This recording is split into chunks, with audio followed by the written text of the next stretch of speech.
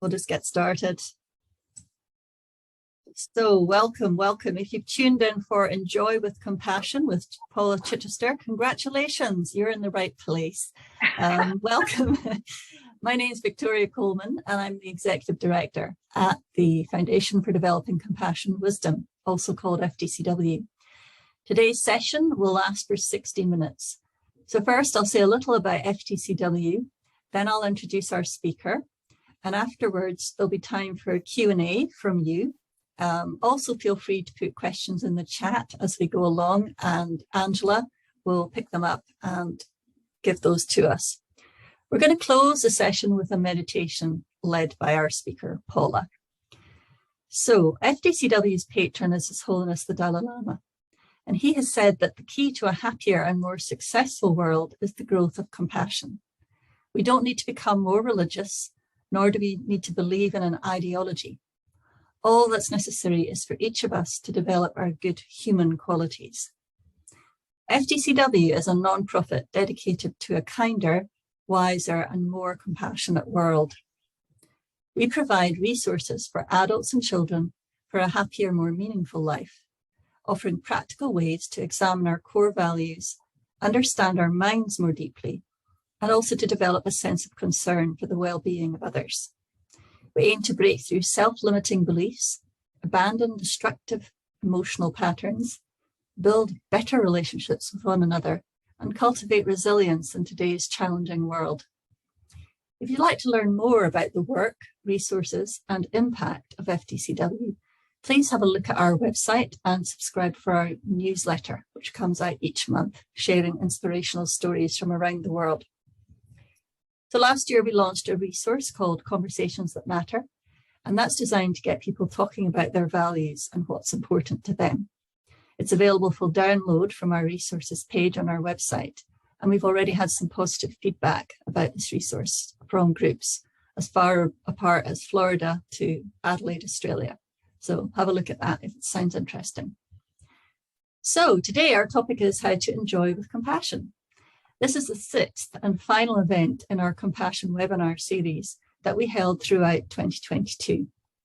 The previous 5 webinars in the series, which are wonderful, are all available to watch on our website. I'm delighted to welcome our speaker today, Paula Chichester. Paula, for those of you who don't know her, is a student of healing. She uses bodywork, yoga, dance, meditation, and Buddhism, and she's been doing that since she was a teenager. She's known for leading experiential Buddhist meditations that are based on breath and body awareness. Paula gave up her livelihood, her home, and her family in 1982 to develop her life to intensive practice and study in isolated hermitages for 35 years or more. Her university training in the systems approach to ecosystem management and her earlier years of yoga, qigong, holistic healing, and dance transformed and informed her adventure into the world of Tibetan Buddhism and healing. Paula is a highly respected teacher and also a professional singer who's recorded over 35 songs per retreat. So what I particularly appreciate about Paula, who I've known for some years, is her ability to weave healthy mind with healthy body and healthy emotions. So she has a unique perspective, having spent a lot of time in retreat and also being a traveling teacher, of understanding the challenges people face and how sometimes they can be disconnected from their body and from their emotions in their search for spiritual fulfillment. So welcome, Paula. Thank you so much for joining us today. Yeah, I'm embarrassed. You said that last time. Okay, so let's talk about enjoying life. How can we enjoy our life? I was inspired by a quote from Lama Yeshe. He spoke about who is the inspiration for FDCW and universal education and a secular approach. He said that when he came to the West, he observed that Westerners had very sensitive minds, and yet they were in this quite harsh environment with a lot of stimulation and a lot of challenges and noise and pollution. And he saw that Westerners would become upset very, very easily. So I guess the first question I was going to ask you is, how can we learn to become more steady in our minds? I myself notice my mind goes yo-yo. One day I feel great, I'm fine, and next day I'm like way off kilter. What has helped you to maintain a kind of steady mind, if you like? Well, that's a really big question. And if I could, I'd like to go right back to the very beginning of our childhood in our culture. And what happens is, and this is something I've learned just more recently from neuroscience and teachers like Gabor Mate, that we're born, I mean, and we know this, we're all born with a natural sense of joy and play and, happiness. It's just innate within us. And what happens is, and this is what was quite helpful to me to understand, is that there's been so much research now into childhood psychology that we now understand that children need two things from the time they're born. They need to feel safe and connected to their caregivers, right? But at the same time, they need to develop their authenticity, their natural personality, their will, their agency, their ability to make decisions, to know what their needs are and what they like and what they dislike. And you can see that in a 2-year-old. They're testing their, no, and I want this, and I want that. And what happens is, particularly in the West, is that we have to sacrifice that second most fundamental need that children have, which is to develop their own sense of connection to themselves, to their inner nature, to their, who they are. They sacrifice that in order to get the attachment and security they need because of our parenting styles of, shaming children and blaming children. And if we're in a situation where we're not safe, parents are fighting, or one of the parents leaves, or mother goes off to work when you're a small child, and you don't feel safe, and you're, and so what happens is we tend to then, we can't blame outer circumstances. We can't recognize the truth of the situation, which is that there's something amiss with the caregiver, because that would make us feel even more insecure if there's something wrong with the caregiver. Of course, this happens without thinking. I mean, children don't consciously think any of this stuff, but what happens is that we develop, as our brain develops, we develop these formations of personality, which become our personality, which isn't necessarily who we are, but we end up with these ways of behaving that we all recognize in ourselves, such as what we might think of compassion now as caring for others, but it's like it's a fundamental need to do what other people want instead of what you need and know. Your inner knowing gets sort of lost. Or another really common one is feeling guilt and shame, because that is a surefire way of cutting off any sense that there's something wrong with my parent. There can't be anything wrong with my caregiver, so it must be me. Mm. And this is well documented that this is what children do. Mm-hmm. And so that's kind of why we end up this sensitive way, the way we are, because we are cut off from, not completely, not totally, but enough that we can be thrown off balance. And of course, this isn't just psychological, it's in our bodies, because this is another thing that we learn. And then, in up until maybe the Industrial Revolution, even in our culture, when medicine decided that the body was like a machine, and we were just and it had nothing to do with the mind or the spirit. But up until then, body, mind, spirit was considered one thing. And most of you are familiar with yoga and acupuncture and understanding that what happens in the mind also happens with the body. So in answer to your question, it's kind of a big job in a way. I don't want to make it seem like an overwhelming job, Mm. but um, to be grounded and calm and happy and joyful in this world, we need to do, if we're willing, if we want to, we can take time to just be with ourselves, Yeah. and it just means, because I mean, a lot of us are involved. I mean, I think there's probably Buddhists in this group, with doing rituals, and doing rituals and saying things and reciting things, and they may bring us a sort of a sense of joy, but it's not the really deep one that we want. The really deep one comes from just sitting and being with what is, and there's a sense of, because we have these voices inside of ourselves that I'm not good enough, I'm guilty, all the ones that throw us off, that are our inner landscape, that are happening all the time. We tend to see them as an enemy, we push them away, we don't want to experience them. But in actual fact, something that I found really revolutionary is the fact that these what we might call obstacles, or these ways that we feel about ourselves that block our joy, that cause the anxiety, that cause the depression. What's really helpful to understand is that when we were children, they were our friends. This is what helped us survive and be to be in our family, because we had to be in our family, because without our family we would die.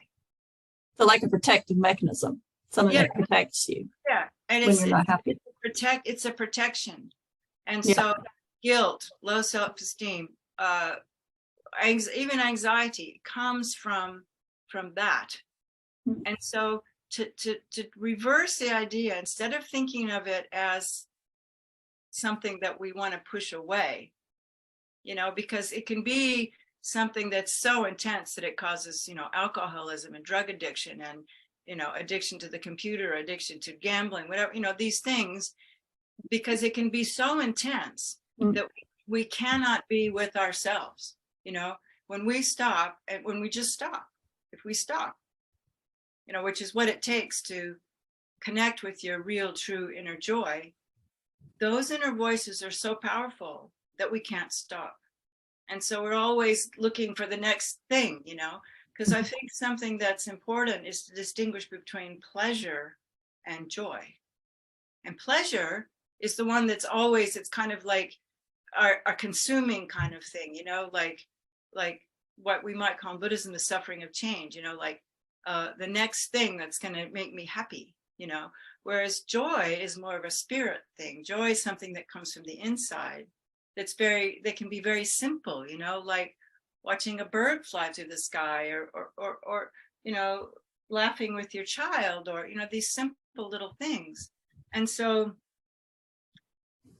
in order to find that, we have to make friends with that part of ourselves that we developed as a protection as a child. Now as an adult, it's no longer our friend. But if we see it as a friend and welcome it to the table, not to the table, but to bring it into our, instead of something that we try to push away by getting involved in a pleasure or getting involved in an activity, which is, I think, what's one of the biggest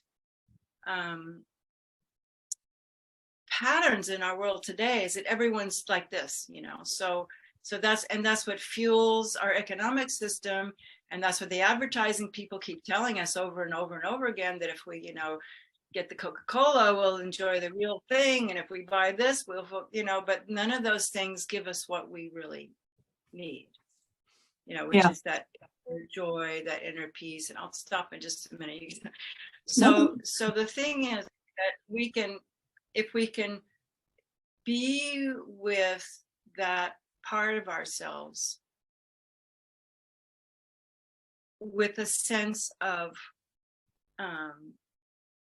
compassion or curiosity or why or care, and relate to it as that part of ourselves that was hurt, and love, try in the same way that we could care for, if we have children, our own child or a small child, if we can begin to turn that around for ourselves and relate that to the part of ourselves that is the anxiety, that is the depression, whether you call that meditation or just going for a walk, but just beginning to entertain a connection with that inner negative, quote, negative voice, because it isn't a negative voice. It's a protection, and so, but what that also takes is learning to pay attention, pay attention to what happens in our mind. I'm still doing that. I just see so often, how I'll just go off into if something doesn't go right, I'll immediately start blaming myself and, putting myself down. And it's like, there's no reason to do that. Absolutely. It's like a misunderstanding. You're misunderstanding yourself if you start doing that. It seems like love is a way to start healing and forgiving yourself, so that then you can be a little bit more comfortable. I pick myself up in the way that I talk to myself and think, oh, I didn't do that well enough, and I should have done this better, and I should be here. And I'm thinking, actually, would I speak to a friend like that? No. But you don't even know that's your internal narrative until you catch yourself. Yeah. And then there's more than an internal narrative. There's also just kind of like an internal environment. It's not even the words that we say. It's just the kind of the felt sense of ourselves. If you sit down and you feel with yourself, you sort of feel kind of, ooh. And so that's why it's kind of like, it's hard to find the joy and easier to go for the pleasure, because,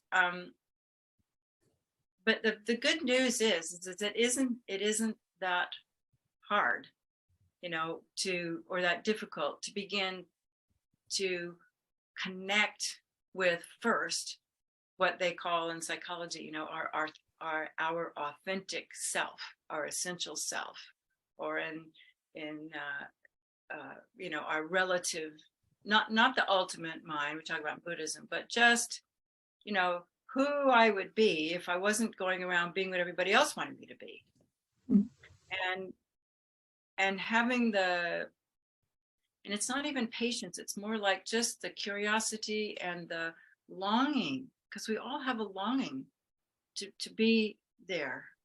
And I'm afraid that, when it gets to the point of acute anxiety and acute depression, you may need more help than just sitting, because it's too difficult to sit with it, but I think and so much of it is difficult in this day and age because we're so busy. We need to realize that we don't have to answer everything that comes on the telephone. We don't have, like how important it is just to take a little space to do nothing, and just be with ourselves and, smell the flowers and watch the bees and watch the sunrise, and these very simple things of being a human being on this planet, that brings us connected with that joy. Like I was talking to one of my friends here in Shetland the other day, and I was asking, I told her, what we were doing today, and she said, well, it was so lovely. She said, when I hear the song of the first Arctic tern, which are these birds that come to Shetland in the summertime, she said, I feel this indescribable feeling, in my gut that just bubbles up and out through my heart. That kind of joy, that kind of really, and it's up to us, each one of you, where do you find that? What is it in you? Is it something that you did in your childhood? Something that, just simply, is it singing a song? Is it, and helping people to find those really simple things, you know, because it's not just sitting and being with yourself, because that, you know, it's also just finding these very genuine ways of connecting in a joyful way with our inner being, right? It sounds like it's a bit of a process, that it once you know what you're, as you say, once you've connected with the authentic self, but then you're having to keep, almost with Lama, he talked about, we have the sense that we're not right, or there's something missing, or, you know, I'm not, there's something wrong with me. And you talked about this discomfort. And yet when you're connecting with this authentic self, I guess the more regularly, or you can do that, then it becomes more familiar, and then you can catch yourself with those negative thoughts or the anxiety or the distractions around you. But it's like a steady habit that you're building, right? Is that right? Exactly. Yeah, exactly. Because what it is, and if you read the neuroscience, it's these complexes in our brain, and it's just like hardwire, you know. And you know, there's that author Rick Hansen who talks about Buddha's brain and how the brain works. And so what it is you just have to create new neural pathways. You just have to retrain your brain to think in a different way. And because it's not a given, you know, the brain is as flexible as, it's just, you know, people spend so much energy, you know, getting their yoga bodies and running and doing all this stuff. Well, we can spend, you know, energy working on our brain in the same way. It's just a different form of exercise. It's a mental heart. And it's not just mental. I think what's really important is to learn to connect with the feeling in your chest and your gut and your heart, you know, which is why the body is important. And how we go about doing that, I think it is a process. It's a never-ending process. I don't think we ever stop our whole life, but as we, you know, do it more and more and more, it becomes easier, you know. And for me as a Buddhist practitioner, I connect those feelings with my breathing. And so for me now, you know, if I just stop and breathe, it immediately connects with my joyful heart space. So as long as I'm rested, and that's another thing that I feel is really important, is that we need to give ourselves enough rest. Because when the body's tired, when the body's stressed, it's like the subtle channels where the joy flows through, you know, it's just, there's just not enough chi or energy flowing through those channels to feel joy, because you're just tired, you know. And it's very simple to see in little children. They get tired, they get really cranky, and they have a nap and they wake up and they're fine, you know. Well, just because we're adults, it still applies to us. And I think that part of what we do is we're always, you know, our to-do lists are forever ending, and, you know, we just try to cram as much as we can into the day and get as much done.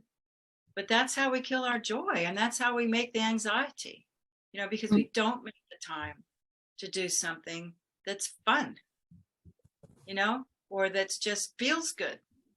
And that's just as important nutrition as eating, if not more. And that's what we've lost in our, and then a lot of us, but then we take out, oh, I'm going to do this Buddhist meditation. Well, that becomes another way of not being with ourselves.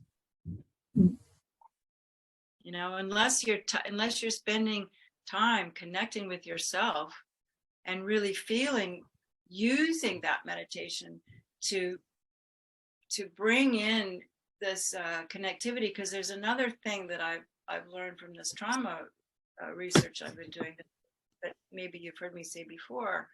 But in order to heal our traumas and it does, I mean, a trauma doesn't have to be anything big. It just means any time that we're disconnected from ourselves, you know, when something happened to us, what they say is that trauma isn't what happened to us, but it's how we then relate to it, you know, how we've dealt with it afterwards. Because you can go through something quite disturbing, but if you do it with somebody, and if you have a way to talk about it, then it doesn't leave that block in your nervous system that causes those anxieties that stay with us for the rest of our life. And so in order to heal that, we need to be connected to other people, and we need to share, and we need to talk about these things.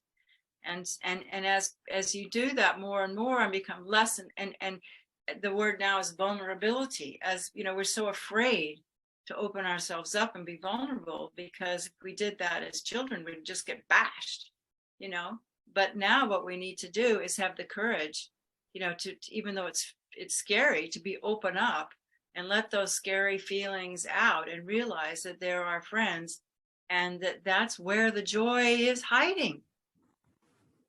Yeah, because it's like layers. It feels like layers, because if you put layer, then I think, oh, I'm trying to be compassionate, but actually I start feeling resentful, and I start feeling a bit angry that everybody's taking advantage of me, and I'm working for everyone else, and what about me? And it's almost like you're trying to be compassionate to be seen as a nice person, because this is from childhood, right? All these things that happened to you when you were younger.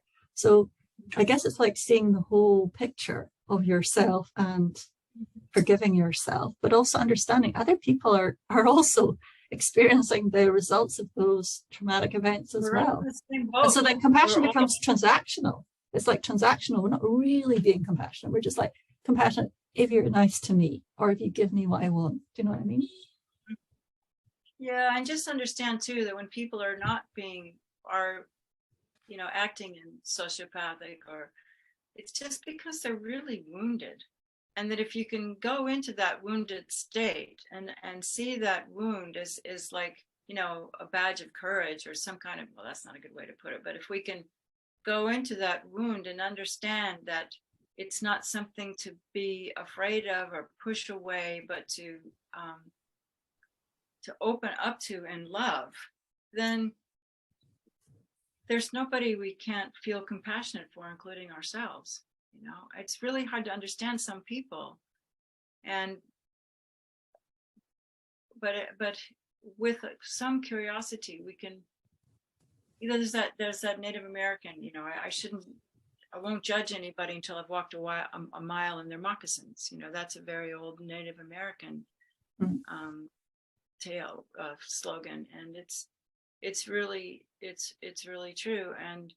And I think the trick is, and this is why we have to spend time in being with just quiet with ourselves today, is knowing when it's time to help others, and when it's not time to help others, and to give ourselves the permission to go, well, no, I don't really have the capacity to do that today. And I think it's so difficult for us to do that, because we want everybody to love us and we want to be good people. And so, one of the things that's really important for us to understand is when to say no in a compassionate way. I'm sorry, I just can't do that today. Or and I know for me, that's so hard to do, that we end up overscheduling ourselves, and then we don't have enough rest for ourselves. And then and just like you're saying, you end up into this, it's not fun being a compassionate person, it's not real anymore, right? Yeah. But I guess that's where the wisdom comes in. It's knowing to say no, knowing when to take a break, and knowing that you need to step back a bit. So you need both. Something I also learned from Gabor Mate was, he said, if you're not giving an authentic no, or if you just what does it say? If you don't do the no properly, then people won't begin to know when you actually have a yes, because you're always saying yes, yes, yes, yes, yes, and so then if you're saying yes and you mean no, and that comes through, like when you're doing something that you're doing because you think you should, people can feel that, and so if we want to be truly compassionate, we have to realize what our boundaries and limitations are, and be clear about that in a way that's not, it's not in a selfish way. So that's where the wisdom comes in. It's like, what is my capacity? Where am I being real? Where am I being just this personality that was raised to be the good little girl, Yeah. That takes courage too, learning to say no and standing up for what you need right now, because we're in this environment where we want to be liked and be, popular. but saying, you know, having the courage to actually set a boundary there, you know. Well, what it does is it gets, this is why it's so scary, because then it goes back to the childhood huge fear of rejection. So that's why it's so hard to say it, because it rings that bell that's triggered in our brain that if we say no, we're not going to get the love that we need, that a 2-year-old desperately needs, you know. So that's why it's sort of like there's a double energy there, you know. There's the adult one, but there's also the really deep one that's probably back in your reptile brain somewhere, that's like, if I say no, you know. And it's completely not commiserate with the level of intensity of that situation, but we project on a much greater fear than is actually, because your friend might just go, well, of course, if you can't do this today, we'll do it tomorrow. But you're still back being this little 2-year-old thinking you're going to get spanked or something if you say no, you know. Mm-hmm. Yeah. So you need to recognize that too. Yeah. Can I bring in anyone else? Does anybody want to ask Paula a question on what we've been discussing so far? Any thoughts? Or say something else, you know. Share? Yeah. Yeah. Just stick your hand up in the chat or use the chat icon. I think Rose has a question. Rose Finley. Yeah, go Rose. Hi, thank you, Paula. I was thinking, yeah, somebody not very far away from me, my big sister, who has a different defense. It's no, no, no all the time, for a fear, I think, of being vulnerable. So she just says no all the time. It's another angle of the same thing. And I wonder if you'd say a bit about that. Well, that makes sense. For one, yeah, no, it totally makes sense. And that those people have deeper wounds, you know, like they're so vulnerable and there's so much fear. And I don't really know if we can help them other than to not judge them and let them know that there's an unconditional love there for them, you know. But to try to change them or try to, you know, manipulate that in any way, it's something that person has to do for themselves, unfortunately. But it is a common, there's so much fear. And I don't know why she would have that fear, or if you'd ever, you know, broach the subject with her. But you know, I think the most important thing is to not set up just the word I'm looking for, not fight it, you know, not try to tell her. I found what I do is to insist on loving her. Yeah. And sometimes she can just receive it, and then sometimes she gets into almost hysterics because it's so terrifying, the idea that somebody might love her unconditionally. That's so sad. Yeah.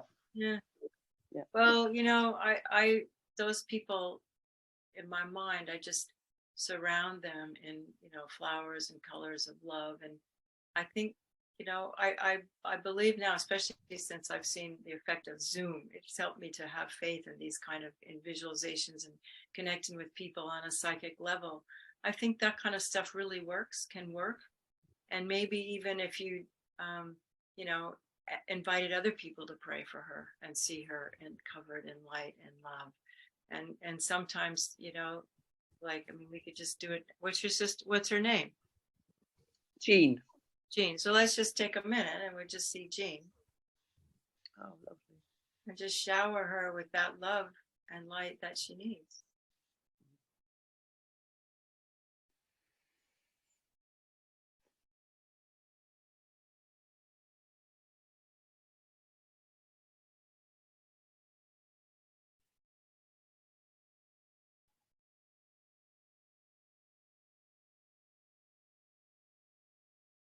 And, you know,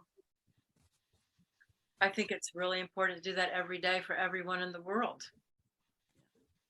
Bless you. Thank you. And for me, that's one of the ways I find joy, is when I just stop and I don't say any words, but I just feel let myself feel that light and love for the whole world, because it just needs it. Everybody's hurting. Everybody, you know. Yeah. Thank you. Jean. Thank you. Does anybody else have a question for Paula or a comment on what we've been discussing? Dorothy Palmer Monastery has raised her hand. Where's that? Dorothy Palmer. Hello, yes, I thought I changed to my name. I'm Chantal. Hello, Paula, how are you? Oh, it's really nice. Chantal. I have a question. Recently, I came to meet people who do the Enneagram. I wonder if you know about this method. I don't, but I think it's probably quite good. I just know other Yeah. people that do it. I'm still, oh, there you are. Oh, you're up there. Yeah. Yeah. No, I've never done it, but I have heard, that's all. Yeah, because recently I met people who are doing it, and I got I got to have interviews with one person who does that, and I'm from America, and I think we also work with Gabor Mate, and I find very interesting. Maybe write in the chat what it is, Chantal, so other people can look it up, you know? Yeah. Well, it is. Well, I can give you the name, you know, I have a book here. Yeah. I have also maybe one person name. I can write on the chat, yeah. And yeah. And I listened to quite a good podcast on Buddhist Enneagrams by Scott Snibbe. So if you Google The Skeptic's Path to Enlightenment, he interviewed a lady who'd written a book about it. And the origins are quite mysterious, but I think it's about how your mind works and what your conditioning is. And I was actually going to ask you about that, Paula, because I was going to ask about Lama saying, you know, we need to become our own therapist. So to become our own therapist, how do we figure out what our particular psychological issues are? We've touched on trauma, but say, is it like, you know, when you were in retreat, for example, what were the things that came up for you that may have been different from someone else, and how do you antidote them? Is that what Lama was getting at? Yeah, well, to me, becoming your own therapist just means paying attention. All you have to do is pay attention. And I you know, one of my earlier teachers was Chogyam Trungpa Rinpoche. I mean, I never met him in person, but I listened to some of his teachings, and of course, Pema Chodron, we're all familiar with her. She kind of is his voice now in the world, and you know, he would just say his whole teaching in the beginning, before people did anything other than meditation, was just to sit and just be with what's happening and pay attention. And if you sit in a state of non-judgment and making friends with yourself, he emphasized that the important thing is just sitting and being. You can use your breath if you want to be your anchor, but the most important thing is to make friends with yourself and to pay attention to the voices inside yourself. Because when you do those two things, they work together, because it's the voices that you hear that stop you from making friends with yourself. And so when you recognize what those voices are, then you begin to ask yourself your questions, you know, where does that voice come from? And the very interesting thing you'll find is that quite often, if you let yourself be quiet enough, you'll find that voice actually has a place in your body. So whatever that voice is, like for me, the first thing that really came up in retreat was this sense of shame. And I didn't understand where that came from, you know, but it was this overwhelming, it didn't have words, you know. But when you find, it doesn't always happen that way, but there is a line, there is a voice, an unconscious pattern that you learned in your childhood, you know. And because the thing that he said, and what Pema Chodron says, is that if you just drop that storyline, you know, you drop the I'm not good enough, or I feel guilty about this, or you know, and just feel where it is in your body, and then go to that place in your body with your awareness. Quite often it will open up into the experience. If you're quiet enough and just sort of can let it be, into the experience where that came from. And that's how you begin to be with it, as loving it, being the friend, accepting it, not pushing it away. And then that begins to open up, you know, it begins to open up, and then you begin to, as you let it be, it just begins to quietly let go over time. It just doesn't bother you anymore. And the main reason is because you've let it be, you've let it have its say, you let it say. I mean, I was lucky in retreat. I made a friend who, I had a friend who gave me a couple of books, and this was a long time ago now. It's like 30 years ago, before the Gabor Mates were around, but it was a very good psychology book by a guy who was, his name was John Bradshaw, and it was called Homecoming. And it was about how you return to your authentic self, and it went through the different stages of development that a child needs, the voices that you need to hear. And I did that with myself in retreat, and it was very, very healing for me. And the main thing is to just let that part of yourself be heard. Because when you were a child, you never let that part of yourself be heard, because you were afraid of rejection, or you knew you would be rejected, so you couldn't. So it's kind of, and as a Buddhist, you know, to me, that's where refuge comes in. Because when I'm taking refuge is giving me that space where all of my demons, as you might want to say, but I wouldn't even call them my demons, all of my friends that are hiding, that are fearful, can just come out of their hiding place and be heard, you know, because as we allow ourselves to imagine what unconditional love feels like, and give ourselves unconditional love, then all those little parts of ourselves will begin to come out. And then when the tendency for anxiety or depression comes, we can just, there's a bigger part of ourselves, the big part of ourselves, because they're a little part of ourselves, the big part of ourselves, when we become familiar with that, it's like it can absorb it. You know, it just takes it, it just holds it, it just loves it, it holds it, and then it's still, it doesn't have the power that it used to have anymore. It still might come up, but you can just kind of laugh with it and go, oh, there you are again, oh, my little friend, you know.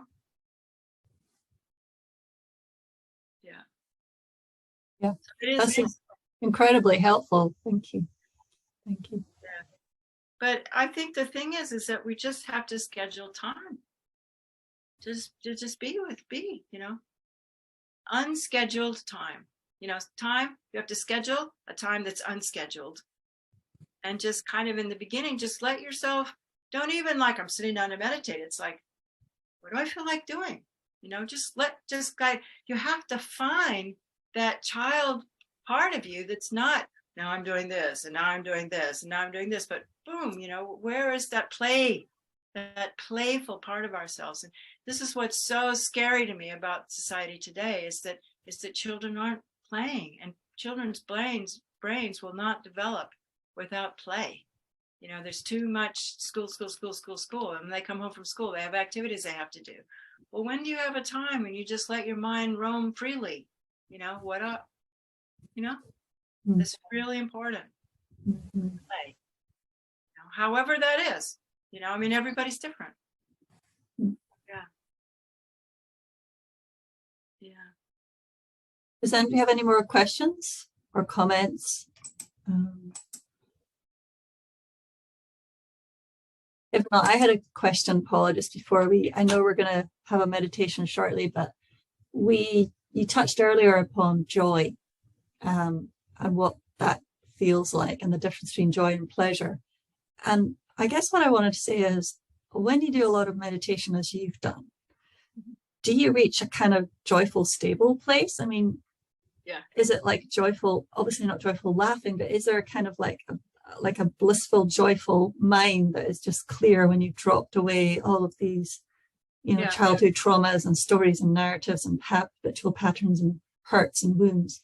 Can you describe that for us? There definitely is, but I'll just have to tell you that it can be lost, because just this last December, January, I did a teaching tour and I got really busy, you know, and I got very exhausted. And then I got COVID and I couldn't contact that very well. And so it's definitely physically related, which it was, you know, it's like this is why I'm saying we need to make sure we have enough time to keep that part of ourselves nourished, you know, and traveling and teaching. And, you know, it can, even though it was still kind of there when I was teaching, but when I got home and got COVID, it was just like, I was so exhausted, which is why I had to like, just take some time out.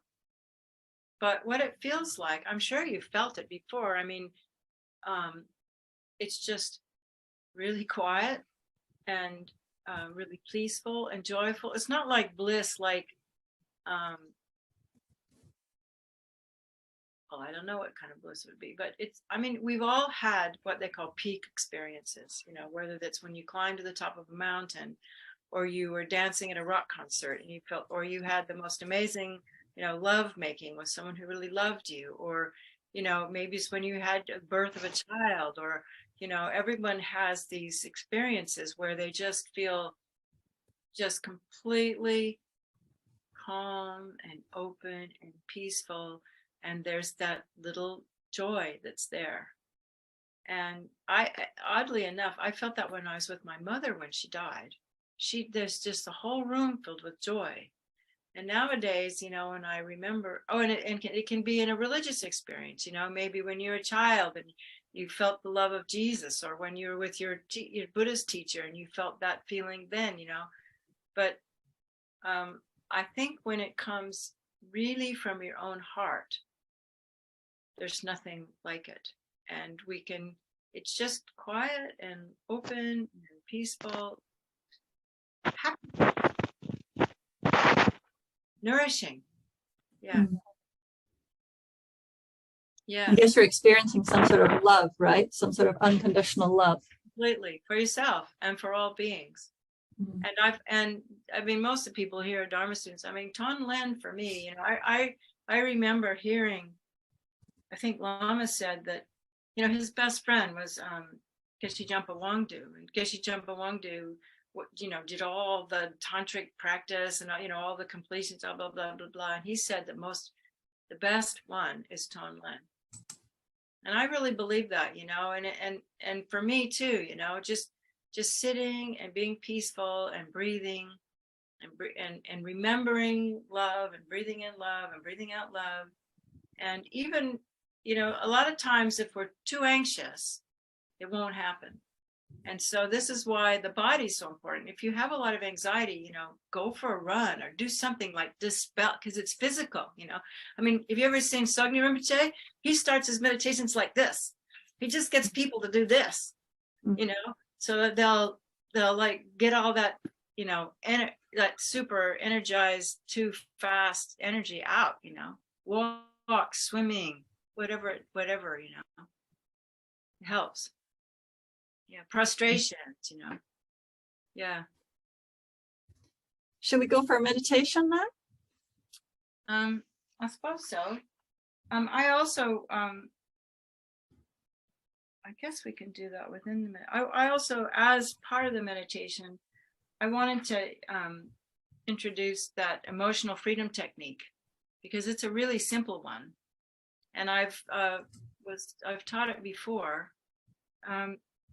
And I mean, I learned it long ago, before I knew it was called emotional freedom technique. I just heard some lady talking on the radio one time and about what to do when you get scared. And now I find out it's this whole thing. But I think it's really helpful because it can short circuit, or not because I was talking about these stuck these stuck ways of being, they're in our brain. And so what this does, it's faster than if we just try to do it without this. And it's very simple thing to do. And so I thought we would sit down and do that as part of our meditation. And so I think it's on the screen here. And I just thought we'd have it on the screen so that if some people are more visual. And I took this out of a book that I think it's at the bottom. But basically what you do is maybe go up and have the point, show the points, go move up a little bit more. Yeah, and show those places where you tap. And so what it is that when you sit down, I mean, let's just stop now for a minute, okay? And we'll, before we do the tapping, and just I find the best way to begin a meditation is coming into the body.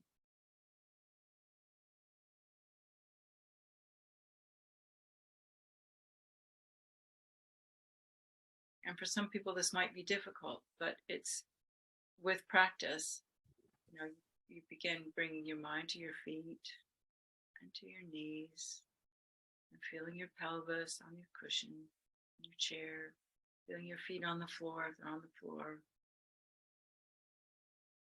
and watching your breath and breathing into your belly.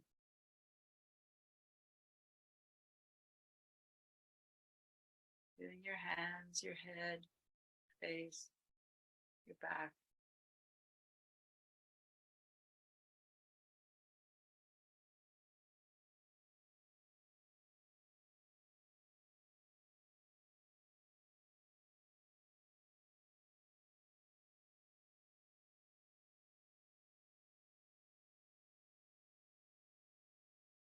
And so I wanted to share what I did learn from Chokrum Pache about we're breathing, we're making friends with ourselves. In other words, we're creating an inner environment where we're not going to push anything away, that every thought's welcome, every feeling is welcome, every emotion is welcome. But we're also paying attention. Not too much, but just being aware of what those thoughts are.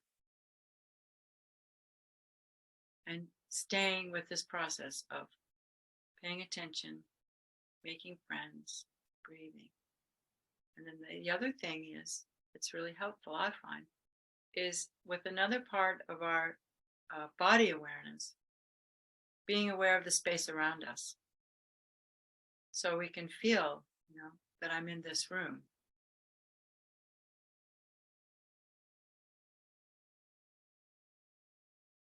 And so for me, if I align my awareness with my spine, like down to the base of my spine, up through the crown of my head. So this is an inner body awareness. Particularly breathing into my belly if I can.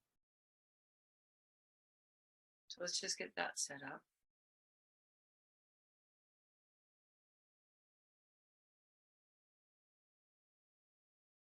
Of course, keeping your spine a little bit straight, but not too tense. And don't think you can't move when you're meditating, You can move as much as you need to.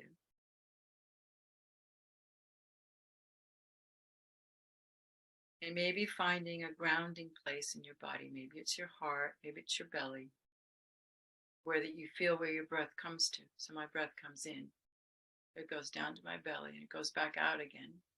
So it's like multitasking, we have to have all these things happening at once. We have to have this inner freedom, this inner love, this inner acceptance. And even if that's impossible, just still make the intention. And then the breath's going in, the breath's going out. Feeling the body.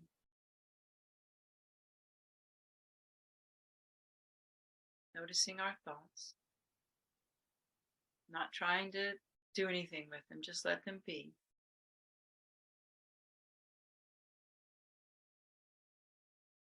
But then at the same time, just sort of feeling the space around me as if I could is if when I'm breathing, not only am I feeling it coming in my breath and out, but I'm feeling it coming in through my pores.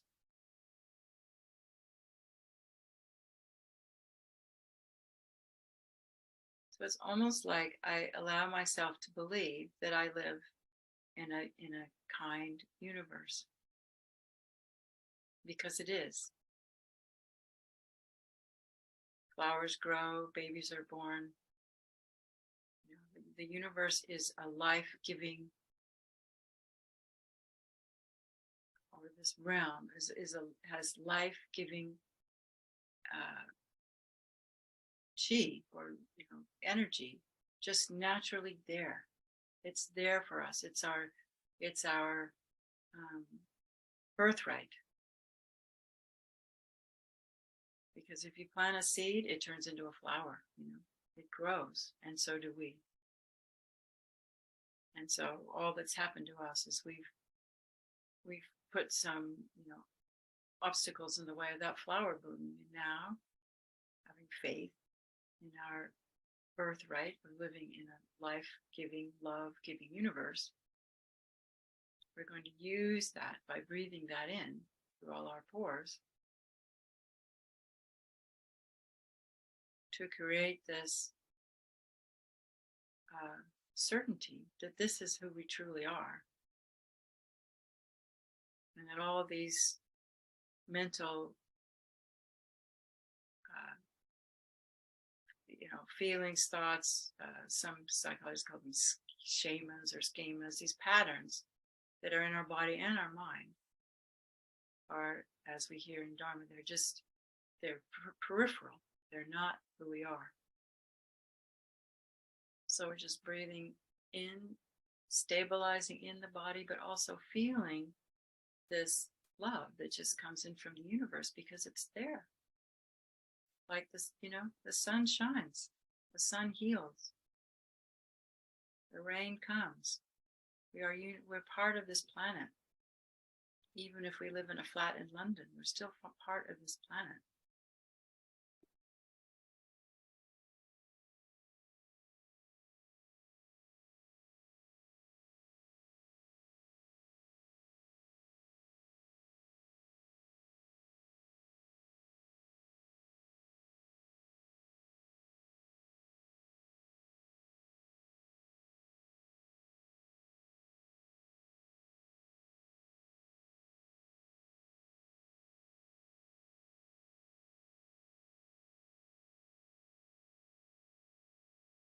And I have a place on this planet that's safe.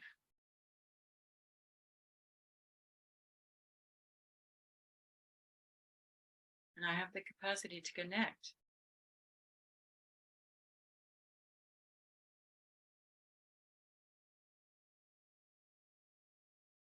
And there are people and beings in this world that love me. And I let myself feel that love. I can return that love.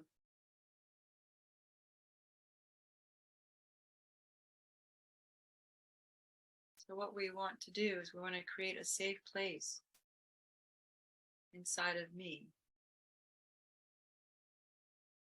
that accepts and loves me just as I am. And that's not fake, because that's who we are.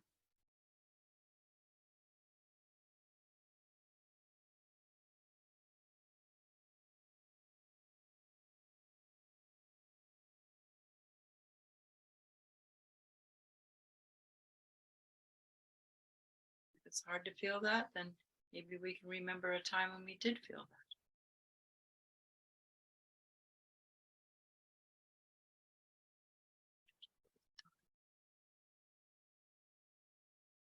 that. Ooh, it's time.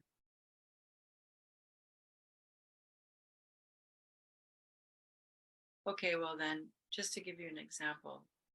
So say you did that for 5 or 10 minutes and you got to a little bit more of a calm place and you came up with one of your recurring themes about yourself, such as, the one here is, this is an example of how you do this work. So even though I feel, let's say, and you rub your chest and you say, even though I feel anxiety, let's say we're using anxiety, I deeply and completely recognize and accept myself for who I am.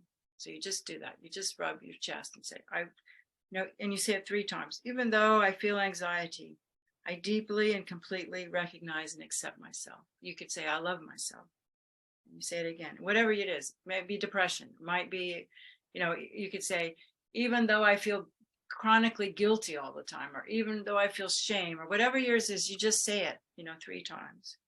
And it's so simple. And then you just take your hand and you can just tap your head, and you don't have to think that anymore. Just breathe and tap your head. And some people teach with 1 hand. I learned with 2 hands. So then you tap your eyebrow and you just breathe.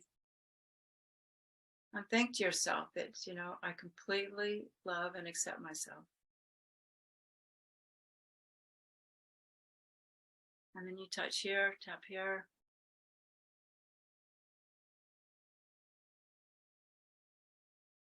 And then under your eyes.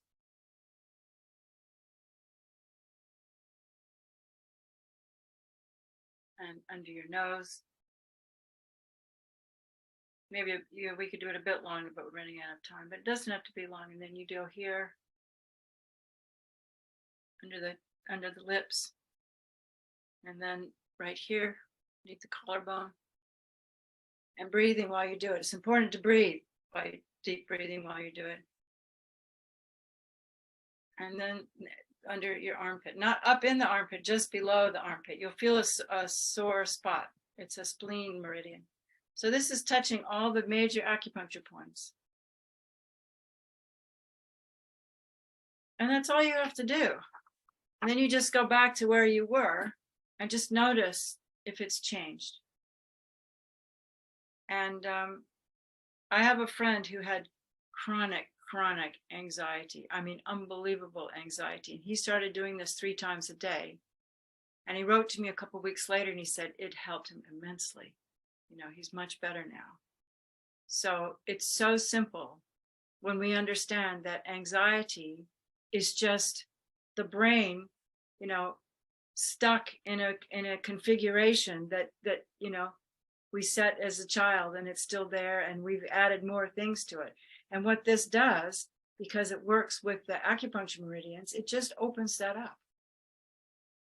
And it's very, very simple, and anybody can do it, and children can do it, and like you can, if you're in a car and somebody cuts you off and you get really nervous, you can just tap while and you'll be amazed. You just feel it just chills. So we don't really have time for much of a meditation, but just following through with what we did, something very simple as that. And for those of you who have sadhanas and stuff like this to do, if you do this for 10 minutes before you start your sadhana, and realize that this is refuge, and when you connect with the universe and the universal love of all beings and connect with all beings, that is bodhicitta, then it brings it completely beyond the realm of intellect and becoming another thing to do. It becomes nourishing, and that's what we need. We live in an age where more things to do is not helpful. I mean, Lama Yeshe said a long time ago, and he said, you people in your busy lives, you come home from work and you drink a cup of coffee and you rush through your sadhanas. He said, maybe it'd be more beneficial if you just lay down on the couch and thought about bodhicitta. So I just want us to consider that, because we just need to rest. Be. That's where the joy is. It's the really little simple things. Watching a bird fly through the sky. Whatever yours is, I can't say, I love being in nature, but maybe that's not your thing. And just be really wary of screen time. It's not good for your brain, it's just not good for relaxing your brain. It's just lots of science about that. So I just wish you all, really, really find your inner love. It's there. It's just there. We're born that way, It's just, we just have to, Lama said, just take off the blankets, you know, and believe we can, you know, we can do it. We deserve it. And it's not in a selfish way. It's not being selfish. You know, it's like, if you're going to eat your healthy smoothie, why not create your healthy mind? So thank you, Victoria. I think our time's over.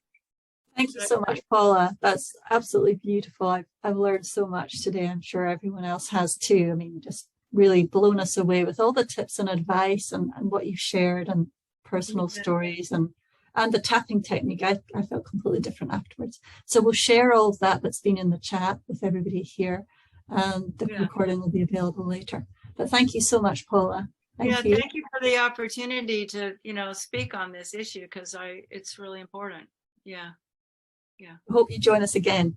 Yeah, well, me too. It's been fun, and it's really nice to see everybody. You know, I didn't get to say hi, but I have a lot of friends out there. Hi, everybody. Thank you. Thank you. Say bye. Thank you, Paula. Thank you so much, Paula. Yeah, Bye-bye. Bye.